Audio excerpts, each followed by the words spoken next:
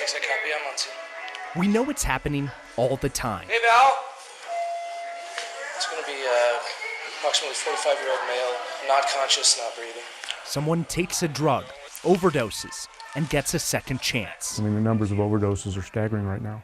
What we don't know could save lives. We just don't know. We're very responsive right now. We're not very as proactive as I think we need to be. Rick Brandt's office, as chief of the Evans Police Department, is full of second chances. This is probably less than half of what I had just a few weeks ago. He's the reason hundreds of law enforcement agencies in Colorado now carry Narcan everywhere. Today, I think I've been involved in training about 220 agencies. But even the chief, who's led the push for Narcan, can't tell us how many lives his officers have saved. So I've been asked repeatedly for over the years, hey, can you give us data? Can you give us data? And the answer is, I wish.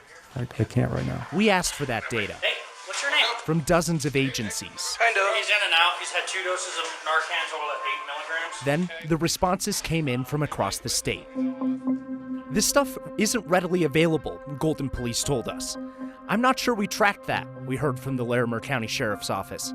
Unfortunately, we do not keep statistics on this subject, Lakewood Police responded. And there's no way to really track it. There's not a code that we can put on our computer and say, hey, I deployed Narcan. Brandt knows. Yeah. That's a problem. Right. I mean, right now we're just reacting. It's a blind spot. We know a lot about a lot of things, but that piece is an unknown. That's a blind spot. Rob Valek runs the Center for Prescription Drug Abuse Prevention at the University of Colorado. While some police departments do keep track, he says there's no way of knowing if it's accurate because there's no incentive to do it. And so if we can get data on where do people use it, where is the need the highest, we can direct more resources there, have more naloxone available, and save more lives. The state buys naloxone, or Narcan as it's commonly known, for most law enforcement agency through its bulk purchase fund. In 2019, 10,454 doses were distributed. By 2022, that number skyrocketed to more than 124,000. That's good news, but we still don't know how it's being used. We're investing a lot of money as a state and using federal funding to distribute the product, but we're not keeping up with the data collection part. You know, at the time we created the fund, we didn't talk a lot about requirements on law enforcement agencies. We just wanted to push naloxone out and get it out there in the community. State Representative Chris Kennedy helped create the state fund for naloxone and Narcan.